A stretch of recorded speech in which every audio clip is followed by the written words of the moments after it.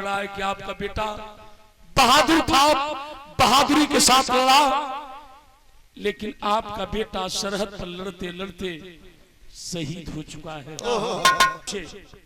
इतनी धूम धूम करके गोली चली, आकी आतंकवादी सोचने पर मजबूर हो गए कि हरामजादे कितने हैं जो इतनी गोलियां चल रही है। कहीं मतारी बिलखत हो, कहीं बाबू बिलखत हो, रोत हुन।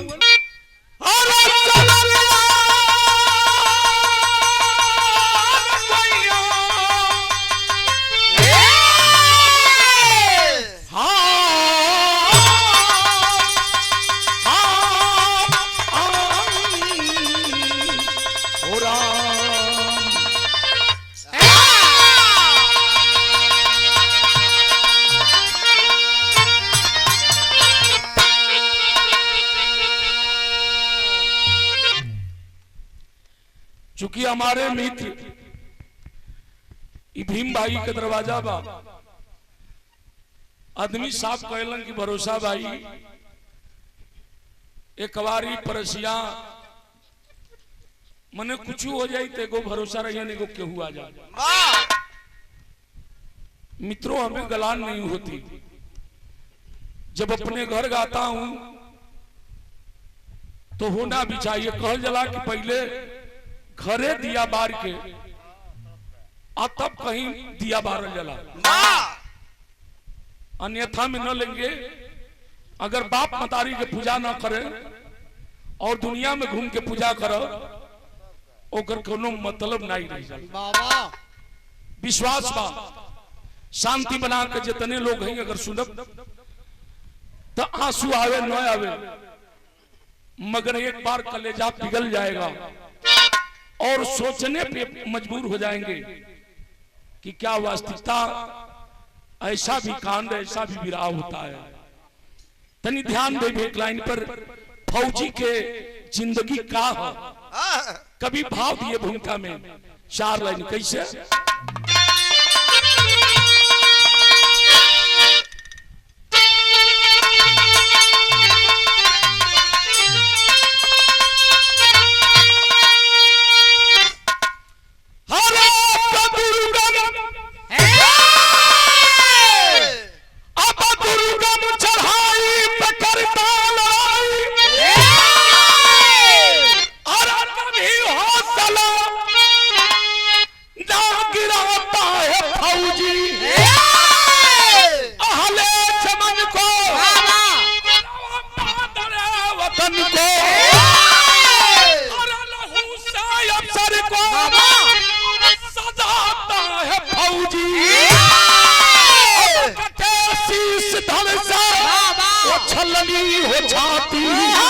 तिरंगा ऊंचा उठाता है फौजी।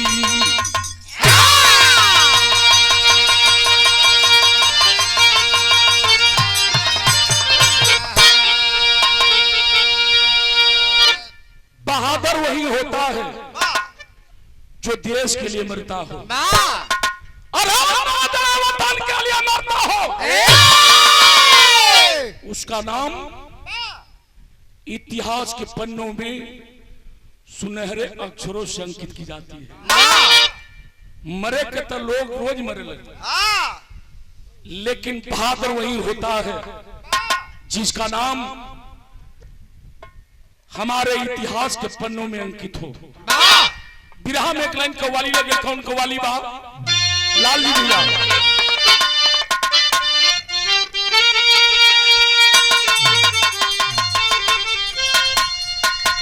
किसी शायर ने, किसी आशिक ने, भगवान भैया क्यों आशिक अपने मासुका से कहल बुझत न, पूरा मने कोनो लड़का कोनो लड़की से कहले रहे, बुझत न, कुल बुझत, कहत न कि बेटा हम बुझत नहीं, और सच्चाई भी बा। तो कभी भाव दिए कैसे?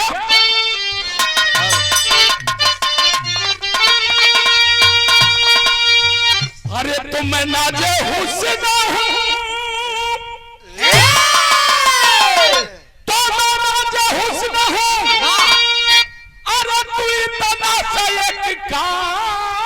करो। अरे जाने मन थोड़ा रुक से पर्दा उठाया करो। हाय हाय हाय हाय, मोबाइल छोड़ दो, ध्यान हमारे तरफ लाया करो। कहलस तुम्हें ना ये हुस्न हो, अरे तू इतना सा एक काम करो, अरे काम करो, अरे काम करो, तू अपनी मस्ती जवानी हमारे नाम करो।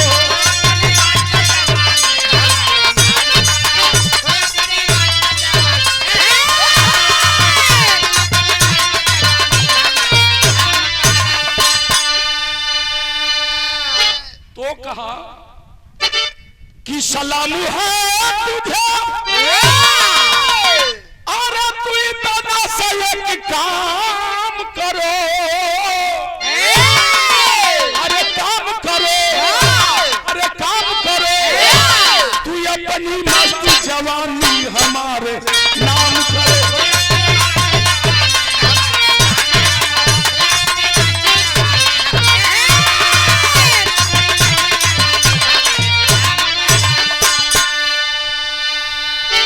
यही से विरह की शुरुआत हो गई। भाव कितना बढ़िया है, तुम ध्यान दे कैसे। तो अगर फौजी जवानों, अगर फौजी जवानों को अभी ऐलान होगा, फौजी जवानों को अभी ऐलान होगा, ऐलान होगा, ऐलान होगा, तो हिंद के नक्शे से खत्म हो पाकिस्तान।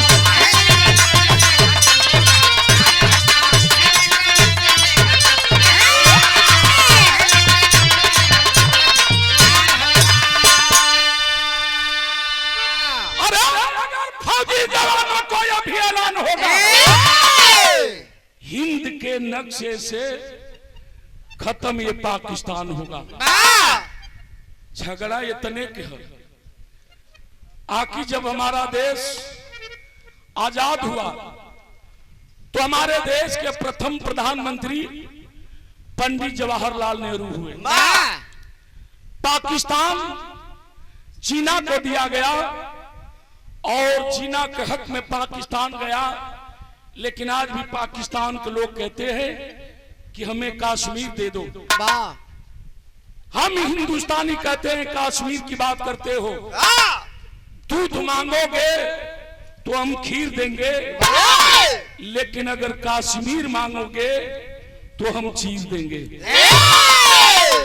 यह तो झगड़ा है बाबा। यही से विरह की शुरुआत हो गई। स्वर्गीय बेचन उस्ताद अपने जवानी में शेर के बोला, कैसे बोला।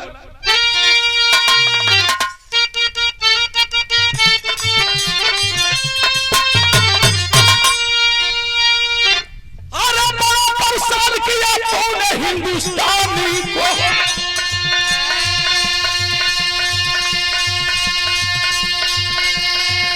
अब जंग छिड़ गया देखूंगा तेरे पानी।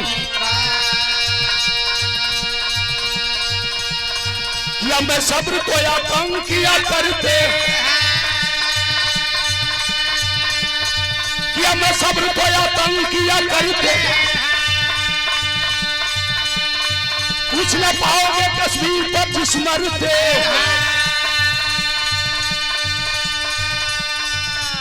विरह कहां से लियल गई भैया भैया।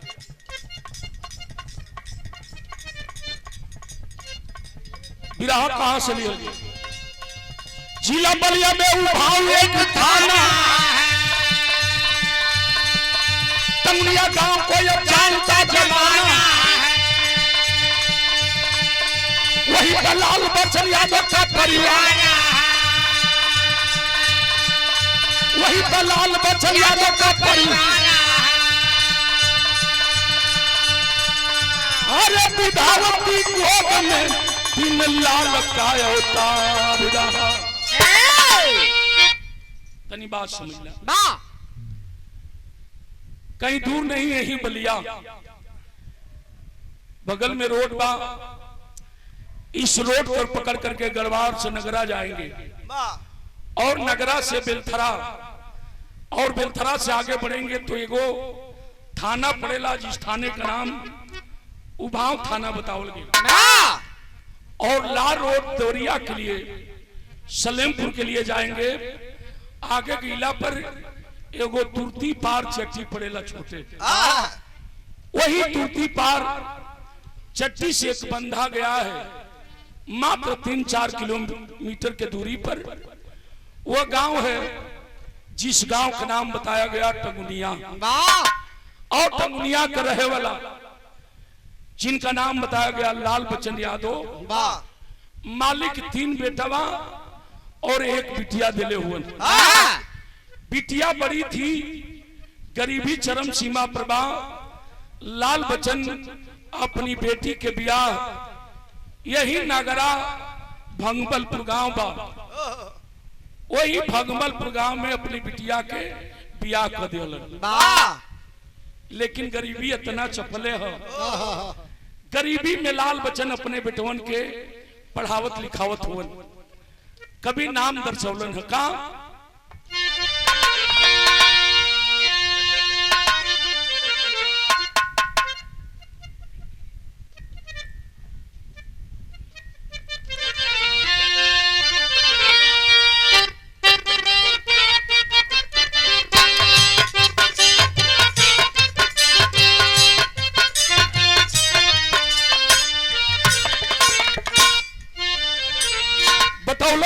बतौलन कि राम परवेश सुनीला सरवा जीता लाला नावा सर जीता लाला नावा अरे तीनों भाई रहल नहुना हार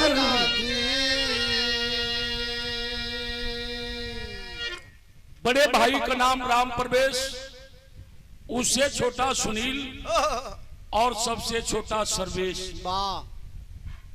लाल बच्चन सोचत हूं हमार बेटवा पढ़ लिख लियन गरीबी दूर हो जाए। राम परवेश भी सोच में बा धीरे धीरे हाई स्कूल पास किया इंटर पास कैलस आज जब जवानी के दहलीज पर आयल तो राम परवेश दौड़े धूपे लगल मेहनत करे लगल। अब मेहनत रंग लौलस वांट भरे रोज घूम के भर्ती देखे एक दिन बनारस खुली भर्ती है राम परवेश सोच करके चला है अगैल बनारस मालिक के मंजूर भइल बाबू नतीजा का निकलल तो राम परवेश यादव भर्ती भइले मलखरिया में भइले मलखरिया में अरे होई गइले सपाना सा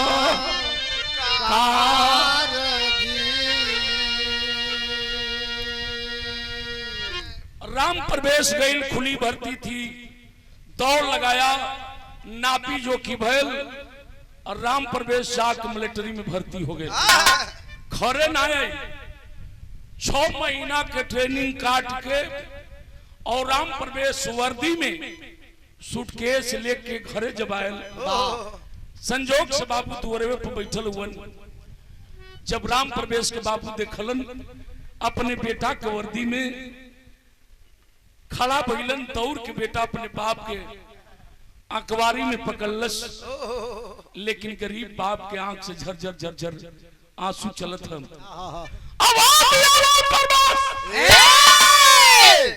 बाबू रोवा नहीं अब तोहार हमनी का गरीबी दूर हो गए तोहार बेटा भर्ती हो गए चिंता मत कर गरीबी दूर हो गए तोहार हम कमासुत बेटा हो गई घरे गिलन माई के पैर छुअलन 2-4 दिन घरे हुवन आ तबले बाबू नतीजा का निकलल अब लड़का भर्ती है विराम में तर लगी स्वर्गीय रामदेव गांव में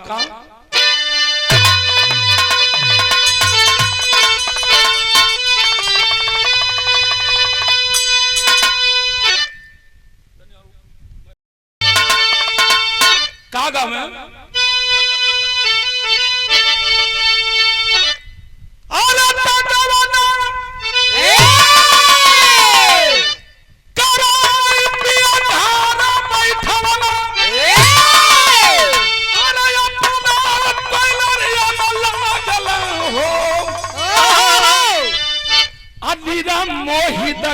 दे के अरे नीर मोही दगा दे के अरे पागल हो मीरा मोही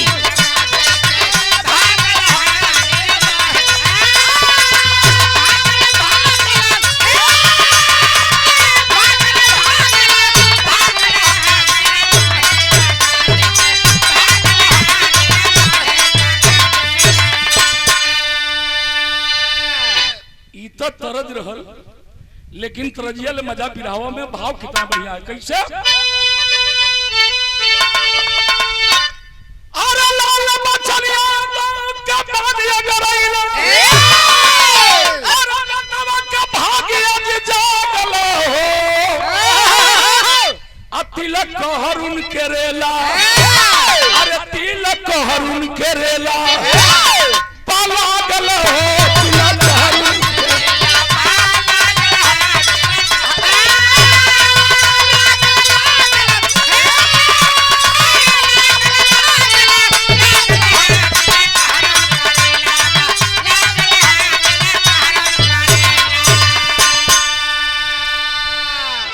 तिलकहरू दुआरे पर आवे लगल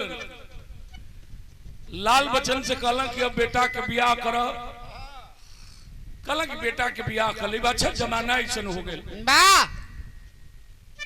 भगवान चाचा पहले लोग बाप मतारी बियाह तय कर दे तो बेटा कुछ नहीं बोले तिलकहरू द्वार पर आ जाओ तो बेटा भाग के सिवान धले अब तिलकहरू आवत न तो पैंट शर्ट पहिर के ईयरफोन काने में लगा के आ लड़का वही द्वार के घोरियावत हो ये भाई कब वही हम हमरो के देख लेता बारह जमाना तब पहले में आज में बड़ा संस्कार में फर्क हो गया पहले चरपाई होके ओकर ओरधन होके सिरहाने कोई ना बैठे हम ना ओरधन रहता न सिरहाने बुझाता न गोड़तारे बुझाता एक ही चरपाई है तो वही पर बाबुओ बैठत वही पर लड़को बैठ जाता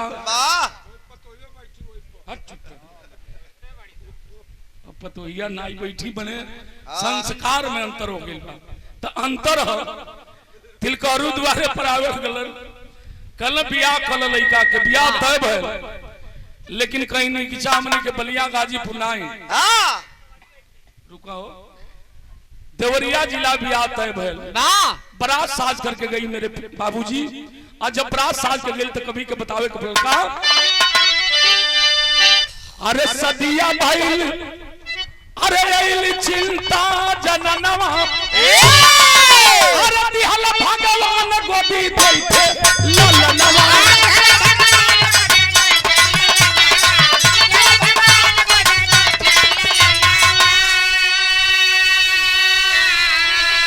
अरे तयांसु प्रियांसु का देखी मानिया गरैला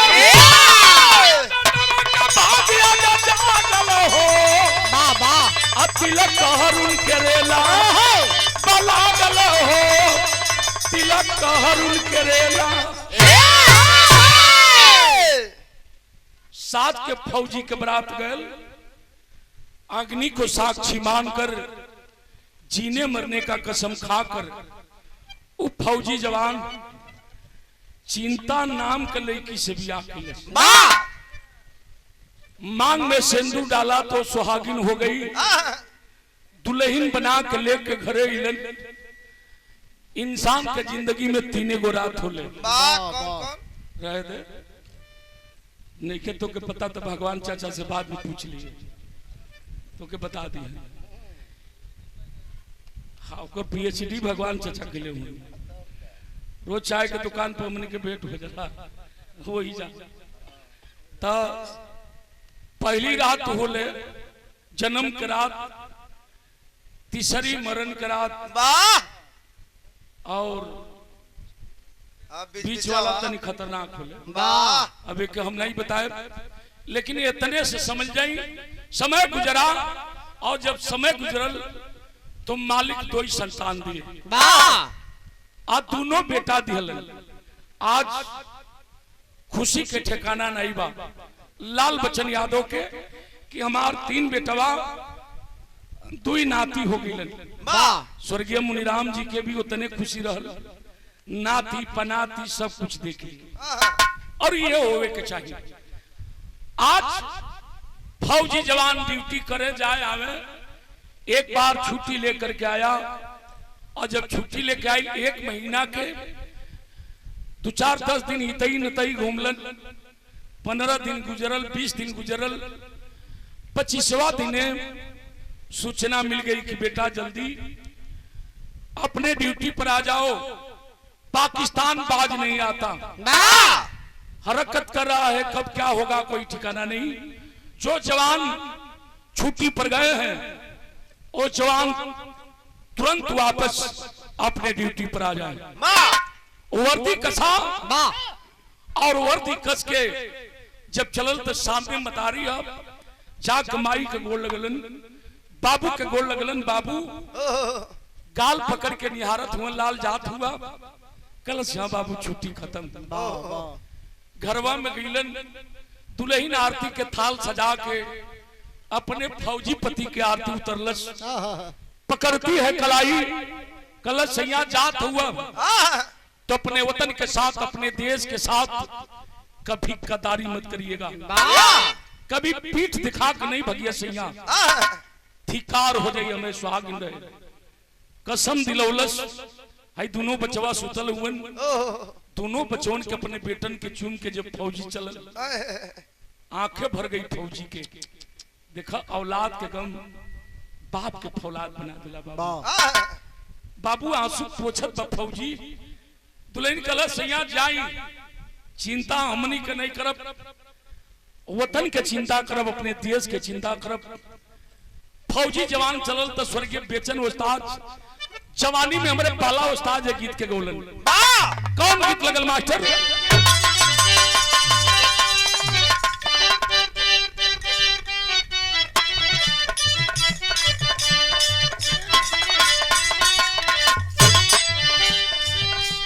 तरजू है बकिया रे ससुर सरू चलबा, पहले मेहरारू उठे मने वहां जाए, तो मर्द द्वारे पर बैठे वो लाठी छोटा लेके तनी सब पाला मार के झकबो करे, हम मर्द टिटे से गए, अरे घुघुटे में घुसा ये भाई चौकियाई लोगन कहीं हुरहट दिलन, का करब मर्द भी वही में के हो गेल, मेरे रुए चढ़ी बैठा तड़ी सा। लेकिन आज भी मर्द कम ना हो, अगर असली औकात में आ जाइहन तो तुहार मैं बात हम जिलेबी या मिठाई खा लेन तुरंत। हमरे लाल जी भैया, अरे वाह तरह जी है रहे। और ये सम्मान में हमारे गार्जियन आदमी श्री लाल जी यादव, आप महोदय की तरफ से 100 रुपये का सम्मान, बहुत बहुत स्वागत। हमारे परम मित्र, हमारे बड़े भाई आदरणीय श्री जितेंद्र यादव मंत्री जी, आप महोदय की तरफ से ये सम्मान रहा, पुनः 100 रुपये का बहुत बहुत स्वागत। और हमारे परम मित्र आदरणीय श्री तनुज यादव, आप महोदय की तरफ से ये सम्मान रहा 200 रुपये का, बहुत बहुत स्वागत। सब भाई लोग प्रणाम को लगी है तरह हुए रहे का। अरे तो ससुर सरू सलबाम, अरे तिरियावान हो अधैली नैहरे के राम। फौजी जवान चलल, कौने भाव में चलल, कभी भाव दिल। अरे वाह। और हमारे गार्जियन और अपने जमाने के सुपर डुपर कलाकार भी रहे हैं। अब तक बतेबे के लिए नहीं कहीं पेट्रोल पंप बा, देखो कहीं तेल ना मिली तो एक हमारे मुनिराम भाई के पंप हो, टंकियों में तेल ना रहे, खाली लगा के टंकी में अगर चाप दिलन तो जरूर तेल से टंकी भर जाए। जेकर लेबे के बाद वो मुनिराम भाई से भेंट करे, हमने के एजे से बिरागा के जात नहीं जा, कहीं तेलवे ना मिली साला दिक्कत हो जाएगी। मुन्ना भैया कहला कि कहीं नहीं मिली पूरा उत्तर प्रदेश में, तो तू हमरा टंकी पर आज तेल मिली। कितनो महंगाई बा लेकिन गवैयन खाती तो आर जरूरत ही भेंट कर लिए। सही कहते रही, अगर 1000 के तेल भरेबू तो 500 देबू तब मुन्ना भैया कहन कि जा जियत रहो। ऐसे की विरासत विराह के 21 संजोग करके बात रखले मुन्ना भैया। बहुत बहुत स्वागत बा, सब भाई लोग के प्रणाम कर लगे। भाव लगल विराह में कैसा, अरे तो चली भाई ले सीमा परी, चली भाई ले सीमा पर जा वाना वाना हो आजा छतिया के संग।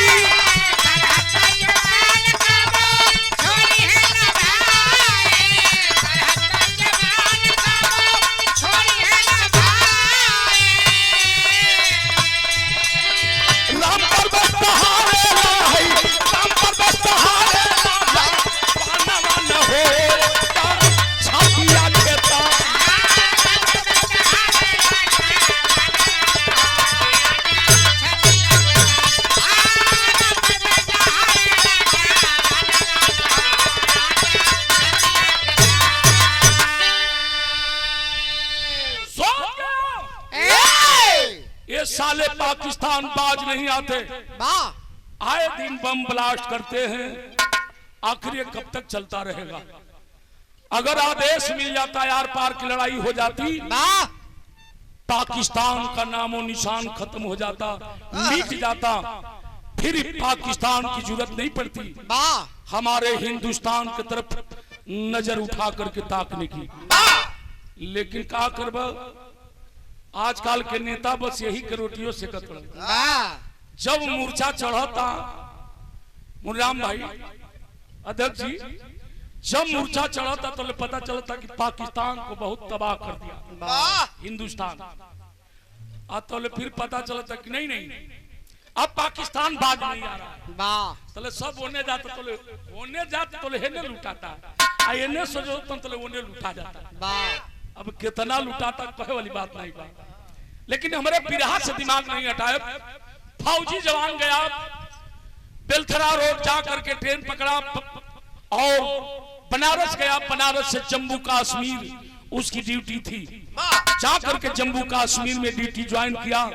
और जब ज्वाइन किया सूचना मिली, बिरहा में तरह लगी। कौन तरह?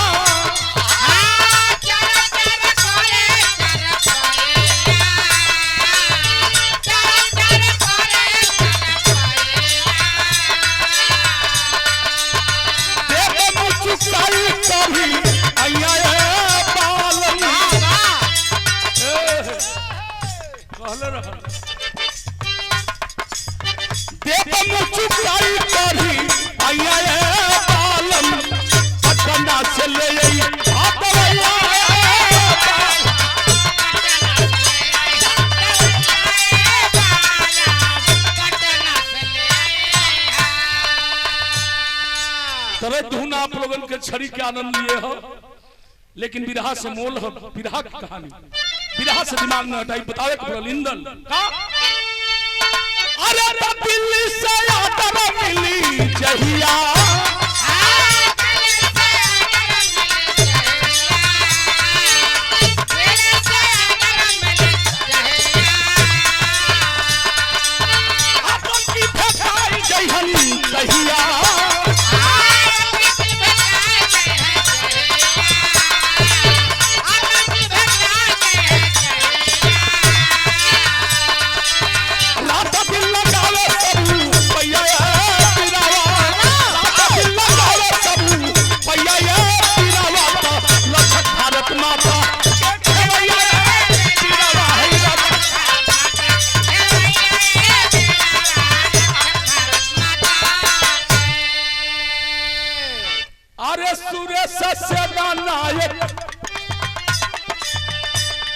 मिलल बाया डरवा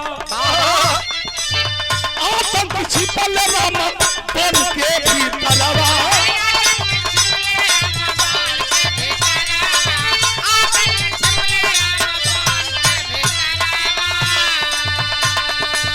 सब व्यक्ति भाग बाधत कहिया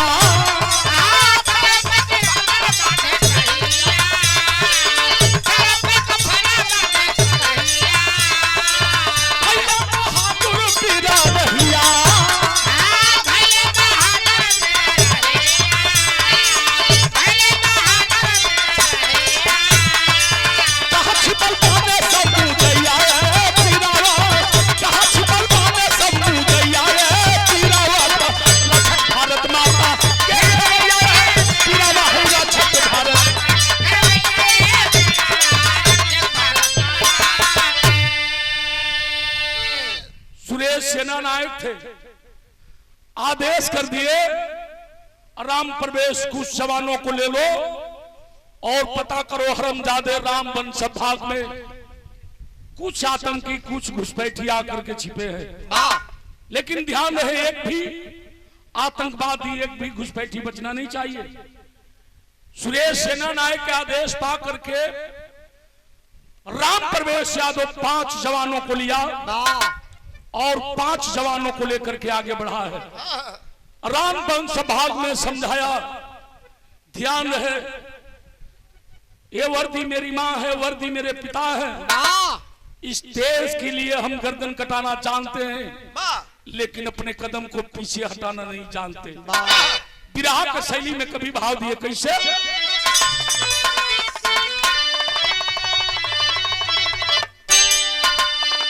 अरे बोरे राम अरे तिरंगा ओ तिरंगा अरे तोहरी छाती पर गड़ी अरे लहू से लाल हो गई कश्मीर की घाटी घाटी घाटी। भारत माँ की गाथा को फिर से पहरी दोहराए हैं। संपत्ति कायम रख वह तिरंगा लहराया है। अब्दुल हमीद जी देश के खातिर अपना प्राण गंवाया था। कुर्बानी को पाक सेना को मार भगाया था। कहा कि याद करो जात का मुसलमान होते हुए वह बहादुर वीर अब्दुल हमीद ने एक नहीं 7 टैंकों को तोड़ा और पाकिस्तान को घुटने के बल कर दिया था। अगर एक भी घुसपैठी बच गए या हम लोगों में चूक हो गई तो याद कर लो अगर कोई जवान अपने कदम को पीछे हटाया तो और कोई तो नहीं लेकिन पहले मैं गोली मारूंगा, मैं गोली उतार दूंगा सीने में।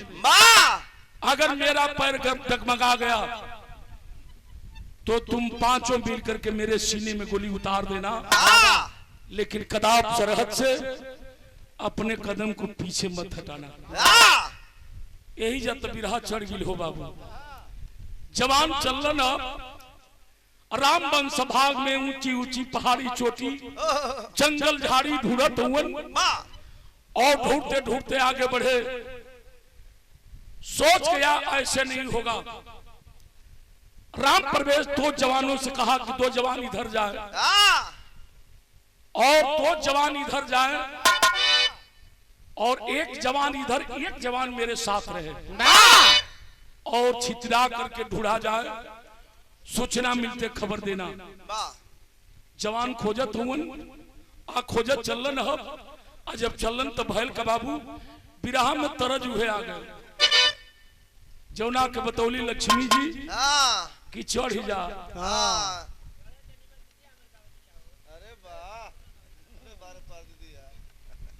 हाँ तो दीदिया ले बढ़िया तू बड़ा तब का कम तू नहीं खा। जितने दीदिया का तत्व चमका तो उतने तोहरो चमका। तब का एक बार खिचड़ी तू तो हर दोस्त नहीं खे ना। एगो देखा बात याद पड़ गई, मनिया नहीं बता देते नहीं बतवा ही के पड़ी। एगो धोबी रहल बेचारा गदहा फुसले रहल। हाँ अगर गदहावा फुसले रहे तो रोज चरावे और चरा के गदहावा के ठीक ठाक करे। एगो गदहियो रहल। हाँ भाई जरूरी लेकिन ओकरा के बांध के रखे बा गदहिया के। हाँ ओके नहाना पताई पानी हर चीज कम दे। गदहावा के पूरा चरावे खियावे। हाँ जब ना रह जा तब वही जैसे चौकवा से तोहरे नियर दाच यार के चले भाग के आवे बस देखे। तो तोहरे नियर एक जना ऊपर रहले, वो चमगादड़ बैठ रहे। वाह देखल साला बड़ा दिक्कत होता। कलश की तो बड़ा दिक्कत बा। आगे गदैया से कलश करे दीदिया तोर अब विपत हमसे सहात नहीं थे। इशारा छूटा छरता जो मर्जी तब चल देता है कहूँ कुड़ी देता। तो के न अन्न मिलता, न पानी मिलता, न दाना मिलता। दिने पर दिन गलाव जाता। बहनिया होकर कल गदैया की का करबो भैया किस्मत में ये बा। दो गलवा छूटा बा हमके बांध के रखता। कलश की चिंता मत करावे दे वो सार के गदहवा चरत रहे। चमगदड़वा टाहिए में रहल। अब तो भाई के प्यार न रहल। देख ना गई आज के बेचारा वही जगह पर चिपक गए। और साला खा पी के चलल हो जैसे नया देखा नता मरल सड़ाक दे भड़ाक दे भीतर गए। फिर चलस मैं लार पोटा ले ले बाहर निकल गए। कलश करे दीदिया ये बाहर हमरो बस के नहीं सरवा बड़ा मान बा। तो तुम्हारा बस के चोट ना हो तो झूठे परेशान हो। हाँ कल से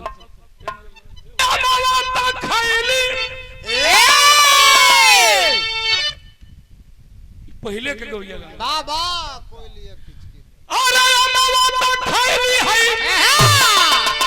अरे कोई लिया खिंच के मारी दगी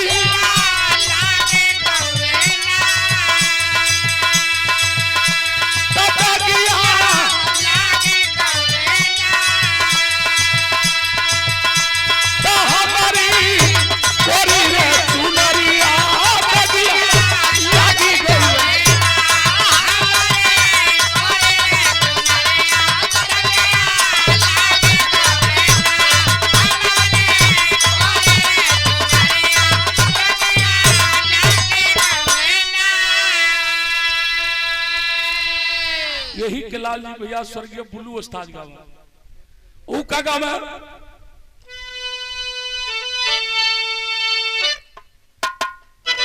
बुल्लू उस्ताद गावे का बाबा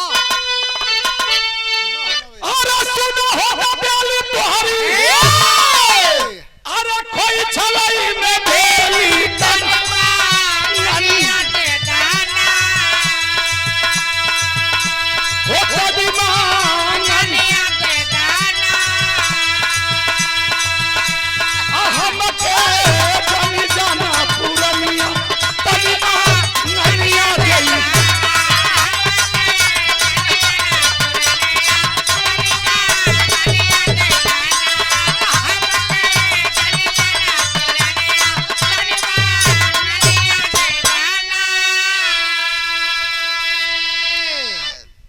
एगो धुन के अनेक धुन के हमरे बलिया के बाला उस्ताद अपने जवानी में न रामदेव को छोड़े न बुल्लू उस्ताद को छोड़े।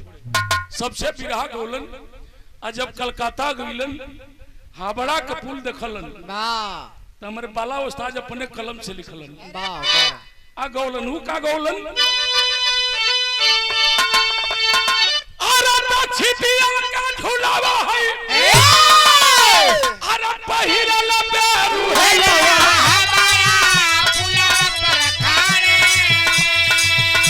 ओ हबला पुलवा पर खाड़े तमाथे उखिया के झुलावा हबला पुलवा पर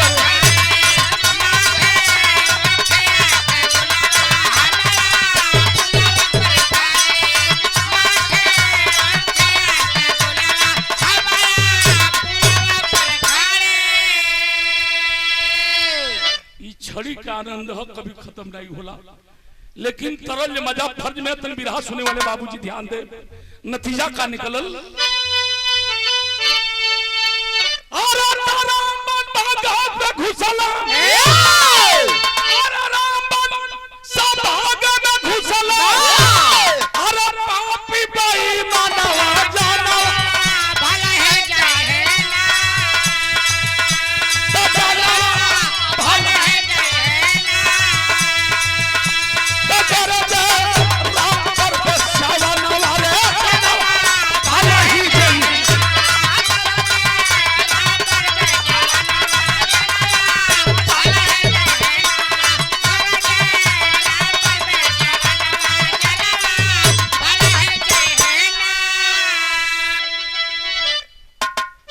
अरे तबले आतंकवादी अब चलावे लगले गोली तबले आतंकवादी हाई चलावे लगले गोली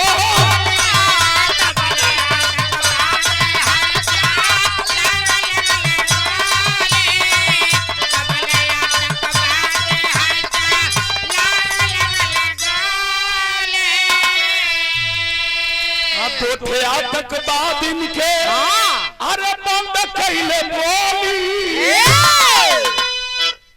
आतंकवादियों की तरफ से गोलियां चलने लगी राम प्रवेश यादव अपन मोर्चा संभाला और दोनों तरफ से इतनी धूम धूम करके गोली चली आखिर आतंकवादी सोचने पर मजबूर हो गए कि हरमजादे कितने हैं जो इतनी गोलियां चल रही है एक आतंकवादी से एक साथी कहा कि पता करो देखो पहाड़ी से जाओ पीछे से गया और पहाड़ी पर चढ़ के देखलस कि मात्र 2 जवान मेरे पूरे बटालियन को घेर रखे हैं नया देखा नताओ उठाया राइफल निशाना साधा और खोड़ी दबाया सनाती गोली चली बाबू आ गोली जब चलल तो गैल कहा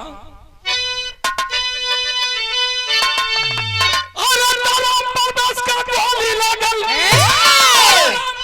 का गोली लागल छाती पे ही छदवा के भले ही जइहे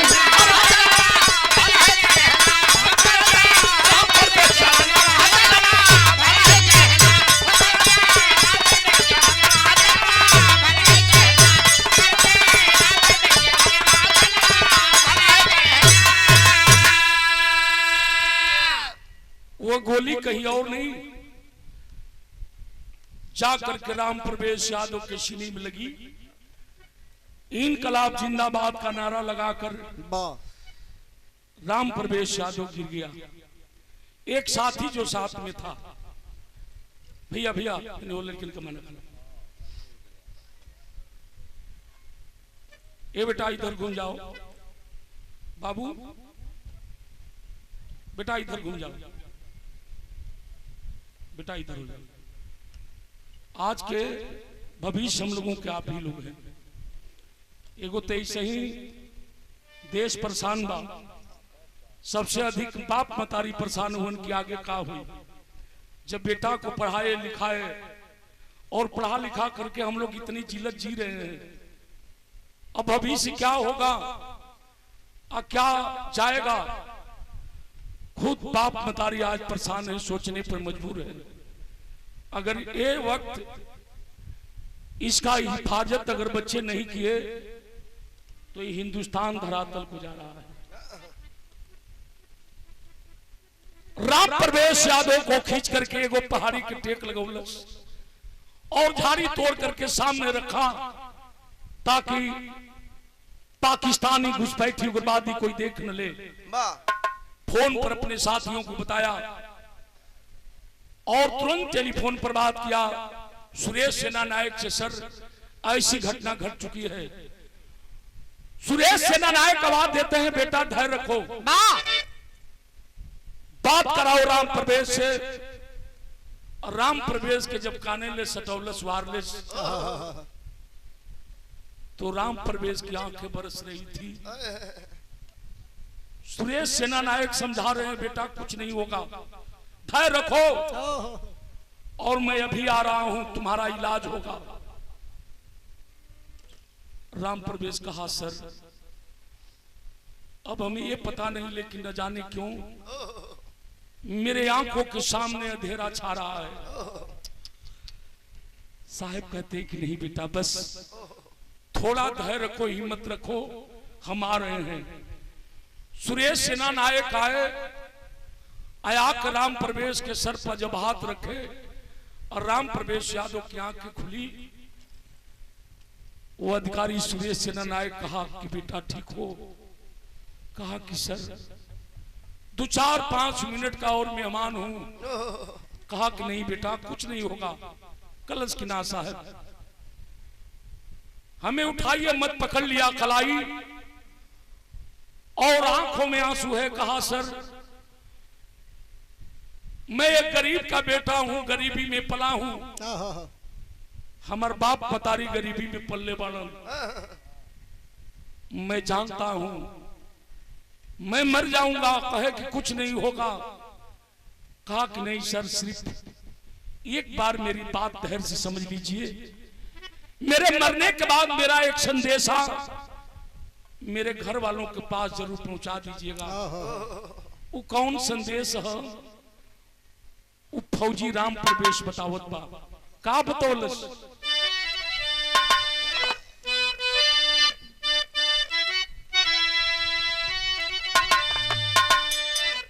तरजू है बाकी बाबू दरोगा जी, अरे कवन गुनाहिया अपियावा बनाला मोर। फौजी रोत कहत बा, साहब का कहलस बाबू? कहलस कि हमारे साहेब हो कि अरे हमारे साहेब हो, अरे आपस से बात हाय अरे जी एक कहतार हमारे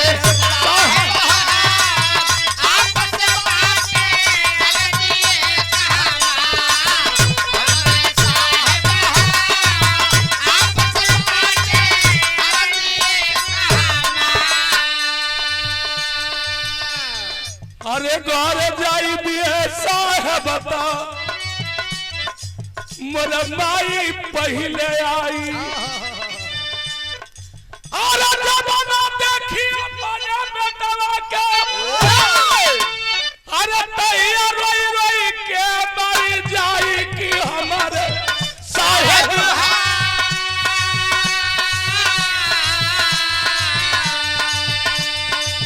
हमारे साहेब बाबू भाई से करिया मोर नमस्कार।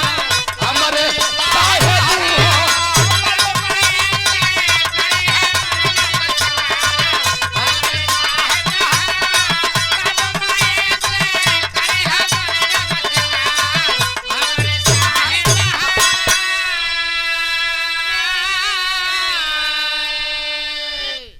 घर जाएंगे सर,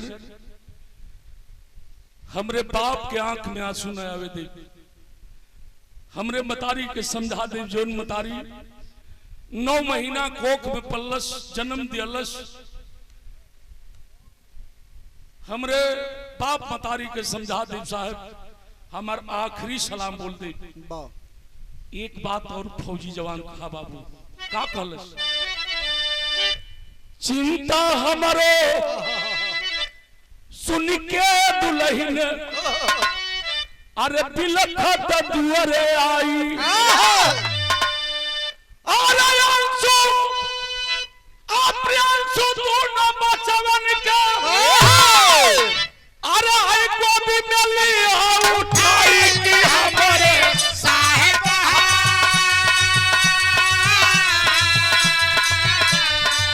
हमारे साहेब हो, तकिया गिरेना अखिया से आंसू धार, हमारे साहेब हो।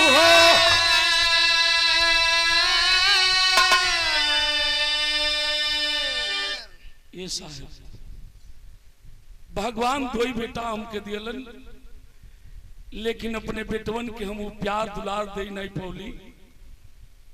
मेरी लाश जाएगी, हमार पगली दुल्हन के समझा दिया चिंता के कि चिंता मत करी,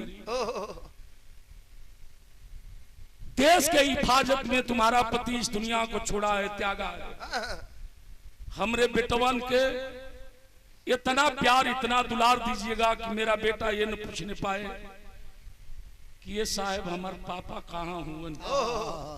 कौन ऐसा इंसान नहीं होगा जिसका कलेजा नहीं फट जाएगा बाबू। आंख में आंसू है, फौजी जवान आखिरी बात कहा, का कहलस, अरे सुनील सरबजी तक धीरज बधैया, पगली बहिनी के समझ आई, और राखी के दिनवा के करी कलाई, अब राखी बाने आई थी हमारे साहेब, हमारे साहेब हो, पगल बहिनी के बिहाना समझ आए, हमारे साहेब।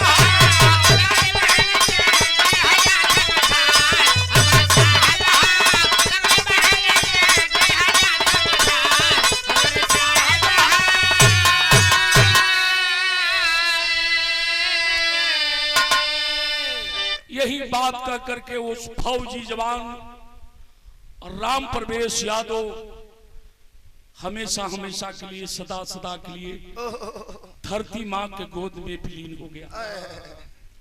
सुरेश सेना नायक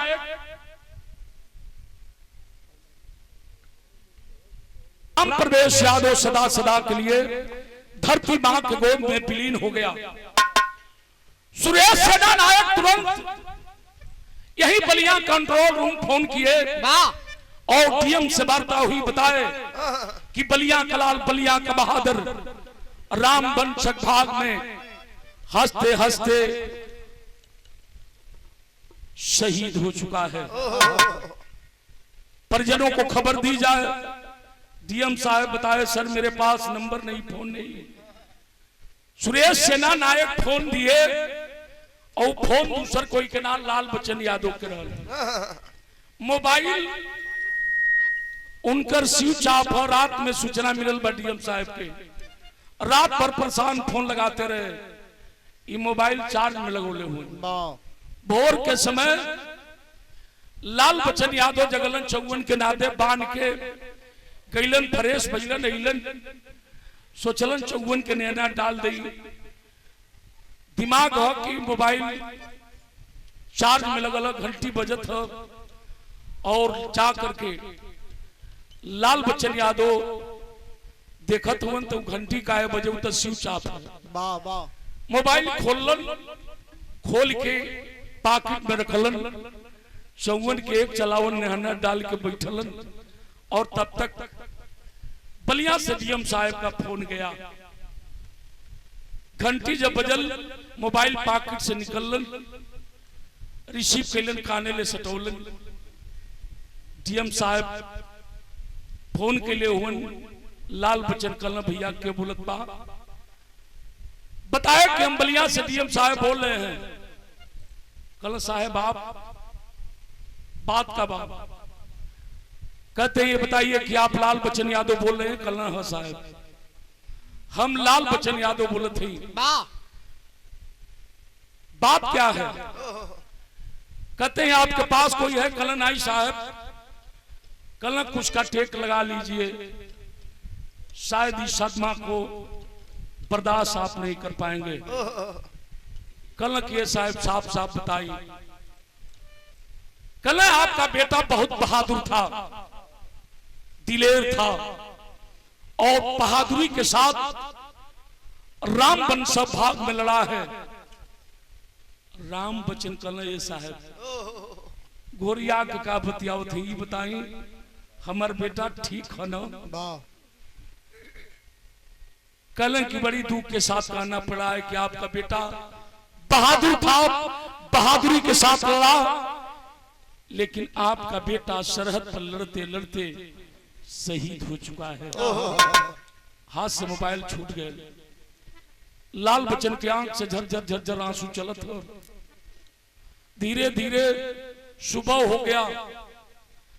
डीएम साहब आदेश किए थे, डीएम साहब पहुंचते हैं, उभाव थाने के दरोगा जी पहुंचे, और तब तक लाल बच्चन के दुल्हन विधावती घर से दुआरे पर आए।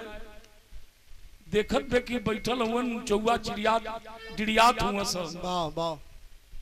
जाके पजरे बैठ गए, सर पर हाथ रखलस, कलश का हो राम प्रवेश के बाबू तबीयत ठीक है ना? हाय चौवा डिड़ियात सा तू बैठल हुआ, अपने दुल्हन के इसे अखबार में पकड़लन, फूट के रोवत हुवन कलम, विधावती हमनी के कमासुत बेटा, हमनी के लाल राम प्रवेश अब ये दुनिया में ना आई रहे।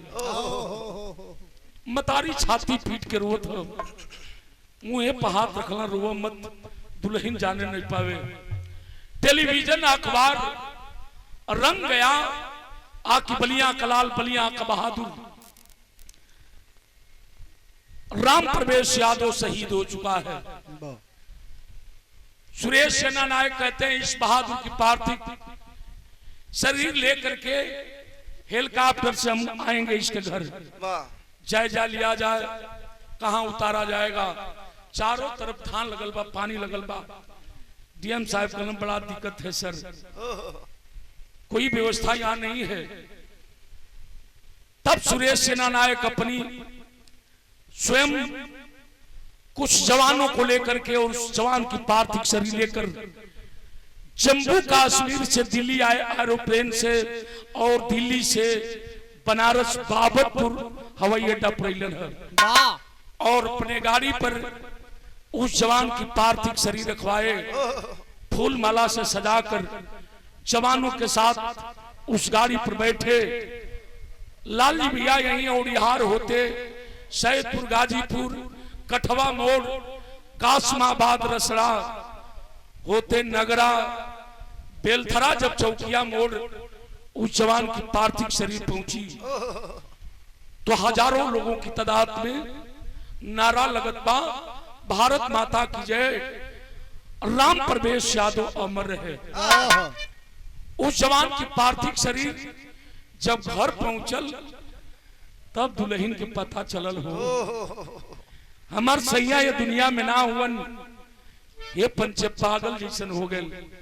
केवड़िया खोल के माथे से आंचल गिरल हो, छाती पीटत दौड़त घरवा से दुअरवा पर आयल हो पंचे, जहां फौजी जवान की पार्थिव शरीर रखी गई थी। भीड़ लगल बा और भीड़ को फाड़ती हुई वह दुल्हन पहुंचती है चिंता, लेकिन फौजी पति के पास जाकर खड़ी हुई और चारों तरफ एक देखती है और आवाज देती है कि साहब मैं देखना चाहती हूं वाकई मेरा फौजी पति सरहद पर लड़ा है, तो कहीं ऐसा तो नहीं कि भाग करके और पीठ पर गोली खाया हो। अगर मेरा बहादुर पति है और सरहद पर लड़ा है, तो मेरे पति के पीठ पर नहीं बल्कि सीने में गोली लगी होगी। मैं देखना चाहती हूँ साहब हमरे सैया के जोन गोली लगल है वो कहाँ लगल है। तिरंगा झंडा हटावल गई हो पंचे, और जब तिरंगा झंडा हटावल गए छाती गोली से छलनी है। अपने सैया कैसे उठा के आ ले के मुड़िया यही गोद में रख के आप फौजी के दुल्हन बड़ी ऊंची बात कहलस। पूरा बिरहा का निचोड़ लाल जी भैया मैं बिरहा हो जाए, लेकिन यह लाइन जो कभी लिखे हैं कलेजा के पार कर जाए। बड़ी ऊंची बात लिखलन का कहलस।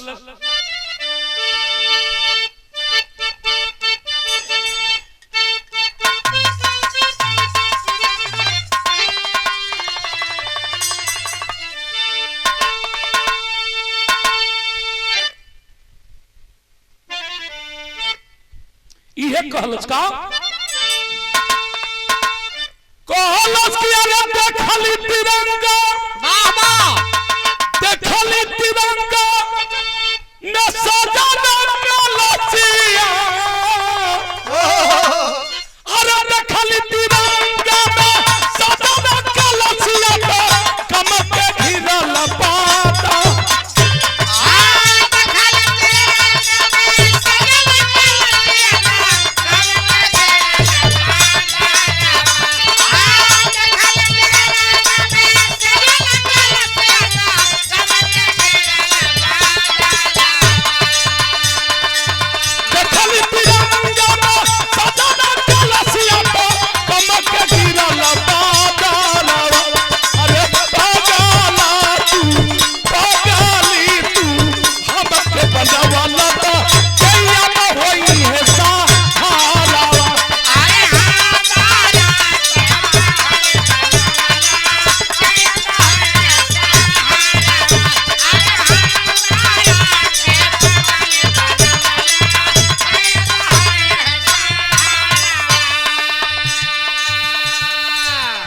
कहीं मतारी बिलखत हो, कहीं बाबू बिलखत हो रोत हुन, दोनों भाई पछाड़ खा के गिरल हुन। भैया अब हमनी के फीस कापी के दे के पढ़ाई हमनी के सहारा बाहो भैया।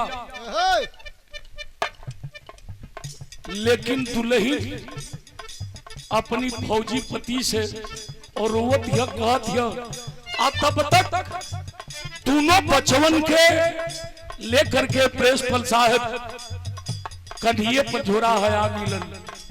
आज जब दोनों बचवा आई गिलन हो पंचे, वहां खड़े लोगों की नजर दोनों बच्चों पर पड़ी। कलम बार मालिक ऐसन सुंदर सुंदर लाल टूर हो गिलन।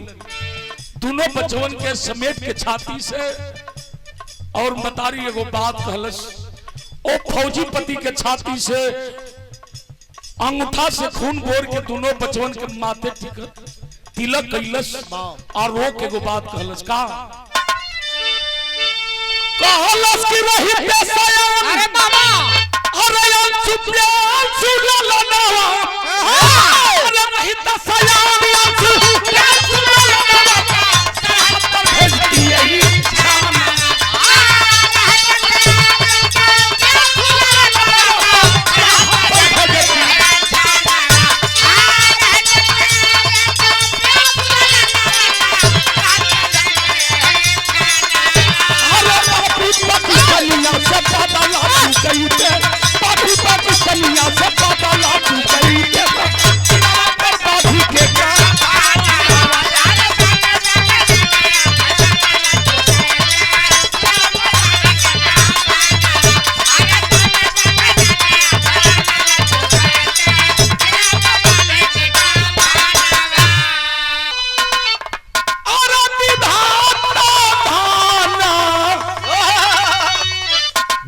तोहरी कारबतिया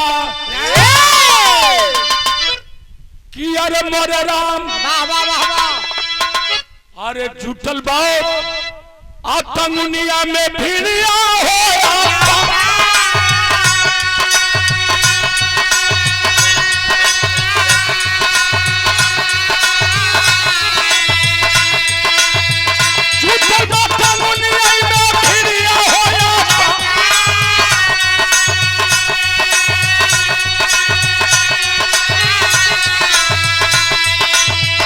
मंत्री विधायक आज सब बटुरई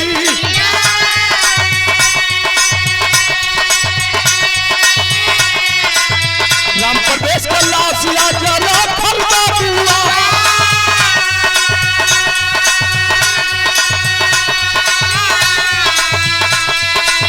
राम प्रवेश का माई जब तारेली वो हराया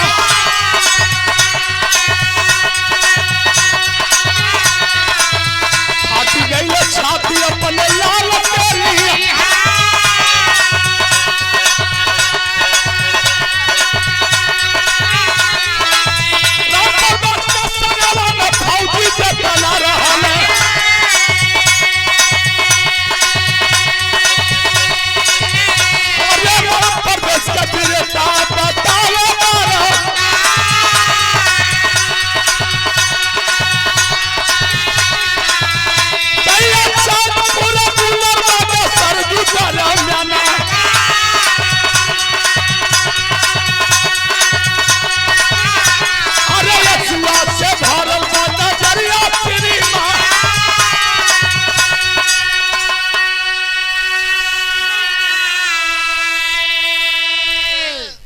उस फौजी की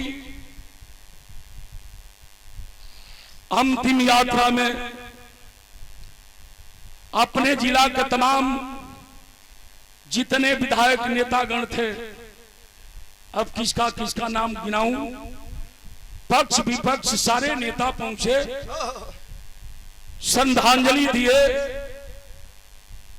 राम प्रवेश यादव की पार्थिव शरीर वही चैनपुर गुलरबागा सरजू तट पर जब चिता सजावल गए, आज जब चिता सजाया गया मित्रों, 8 वर्ष का अंशु बेटा अपने बाप को मुख अग्नि देने जब चला तो एक बार बेटे की आंखें भर गई। सबके तरफ देख रहा है और आंख में आंसू है। वह बेटा अंशु अपने बाप से आखिरी बात कहता है, पापा पंडित जी कह रहे हैं कि बेटा मुख अग्नि दो, लेकिन अपने पापा कैसे गलबा पकड़ के अंशु एक ही बात कहलस, आपन मुड़िया सटा के और रोवत बा रो के एगो बात कहलस कि कैसे लगाई अरे लगाई त कैसे लगाई मुंह में याद हमारे पापा जी, कैसे लगाए मुंह में याद हमारे पापा जी, कैसे लगाए मुंह में याद हमारे पापा जी। उठ गई लट्टू के भाग हमारे पापा जी, उठ गई लट्टू के भाग हमारे पापा जी, भाग पहली पापा जी कैसे लगाई मुंह में याद हमारे पापा, कैसे लगाए मुंह में याद हमारे पापा जी। ये पापा करार के रहल, कुछ कहले रहल, लेकिन आज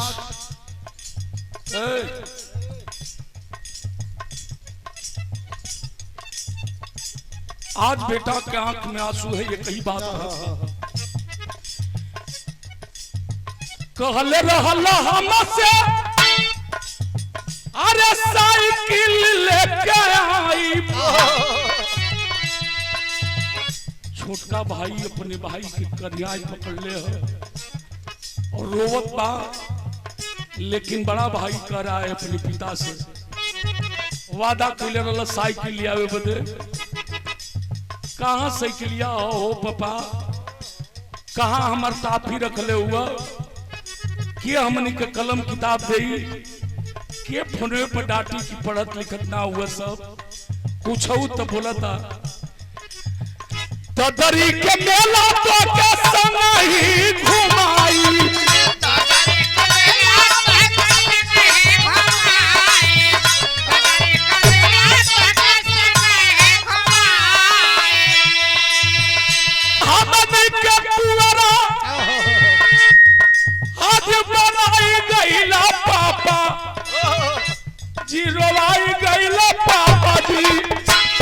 कैसे लगाई मुंह में आग हमारे पापा जी, कैसे लगाए मोहम्मद हमरे पापा जी, कैसे लगाए मोहम्मद हमरे कैसे लगाए मोहम्मद हमरे पापा, कैसे लगाए मोहम्मद हमरे पापा जी, कैसे लगाए मोहम्मद हमरे पापा जी, कैसे लगाए मोहम्मद हमरे पापा जी। राजकीय सम्मान से उस बहादुर की आखिरी सलामी दी गई। सभी लोग अपने अपने घर गए, फौजी जवान भी चले गए। एक रोज बिटिया वाले पहुंचते हैं घर पर और राम प्रवेश की मां से सवाल करते हैं, विराह का लास्ट पॉइंट बताओ का करी में।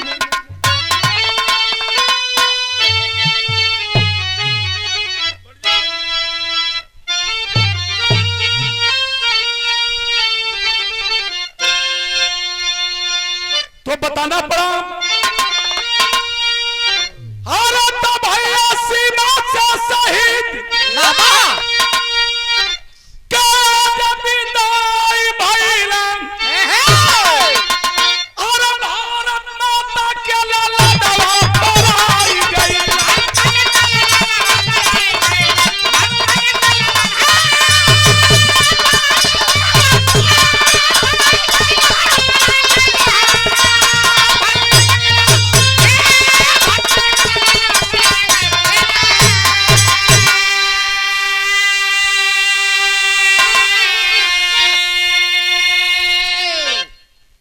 मीडिया वाले कहते हैं कि मां तेरा बेटा इस दुनिया में नहीं रहा, क्या कहना चाहती है अपने बेटा के प्रति। मतारी कहती है कि बेटा जानना चाहते हो तो एक खबर पाकिस्तान तक पहुंचाना। मेरा 3 बेटा थे, एक बेटा शहीद हुआ है, अभी 2 बेटा है। इस देश के लिए, इस वतन के लिए अपने इन दोनों बेटों को भी कुर्बान कर सकती हूं, लेकिन वादा करती हूं बता देना उस पाकिस्तान के घुसपैठियों से, हरामजादे दोगलों से, आखिर मेरा बेटा शहीद हुआ है, लेकिन आज मैं वादा करती हूं का कलश मतारी अरे तारा परवेश के माई कहे हमर लाल नाही आई है, अरे नाती हमर फौज बन के बदला तू गई।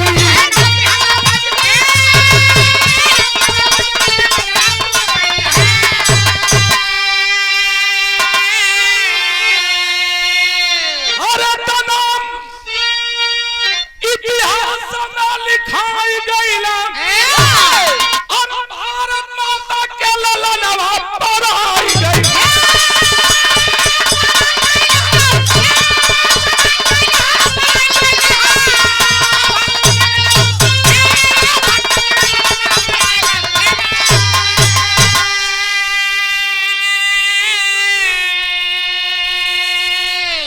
भले ही मेरा बेटा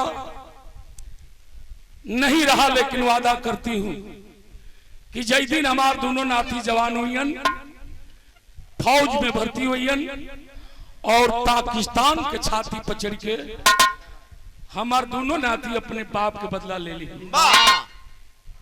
नमन है और सच्ची श्रद्धांजलि है उस बहादुरों को जो हमारे देश के लिए श्रद्धांजलि, जो हमारे देश के लिए शहीद हुए हैं। अगर इतिहास में शहीदों का नाम बलिया गाजीपुर से हटाया जाए, इस पूर्वांचल से हटाया जाए, तो शायद इतिहास अधूरा पड़ जाएगा। कुसुम पराग स्वामी गुजर देव जी गुणकारी कथन करे, कभी श्याम लाल कभी बाला की तैयारी। अरे तिरंगा तुम्हारी छाती पर गरी